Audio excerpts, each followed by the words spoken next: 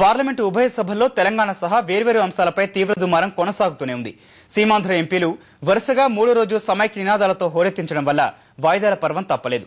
లోక్సభ రేపటికి, రాజ్యసభ మధ్యాహ్నం 2 గంటలకు వాయిదా పడింది.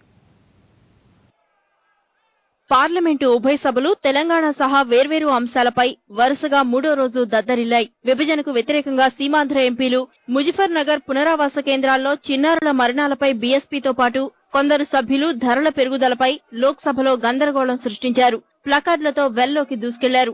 సీమాంధ్ర ఎంపీలు సేవ్ ఆంధ్రప్రదేశ్ అంటూ నినదించారు. స్పీకర్ మీరా కుమార్ ఎంత నచ్చజెప్పినా వినకపోవడం వల్ల సభను తొలుత మధ్యాహ్నం 12 గంటలకు వాయిదా వేశారు. తిరిగి ప్రారంభమైన సీమాంధ్ర ఎంపీలు శాంతించలేదు. సభ్యుల ఆందోళనలు, నినాదాల నడుమే అవిశ్వాస తీర్మానాలు అందినట్లు మరోసారి ప్రకటించిన మీరా కుమార్ సభ సజావుగా సాగేందుకు సహకరించాలని కోరారు. అయినా ఎంపీలు శాంతించకపోవడం వల్ల సభను రేపటికి వాయిదా వేశారు.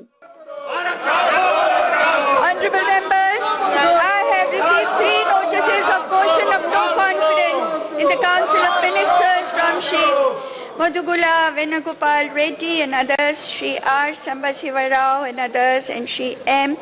Rajmohan Reddy and other members, which I am duty bound to bring before the House.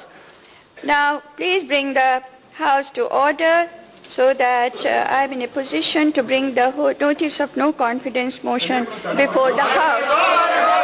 Please go back. Please kindly go back. Kindly go back. The House stands adjourned to meet tomorrow at 11 a.m. Rajya Sabha కార్యకలాపాలకు అడుగడుగునా ప్రతిఘటన ఎదురైంది. సభ ప్రారంభమైన వెంటనే Samajwadi, Bahujan Samajwadi party సభ్యులు ధరల పెరుగుదల, ముజఫర్ నగర్ పునరావాస కేంద్రాల్లో చిన్నారుల మరణాలపై వెల్లోకి దూసుకెళ్లారు. అన్సారీ బుజ్జగించేందుకు యత్నించిన సభ్యులు శాంతించలేదు.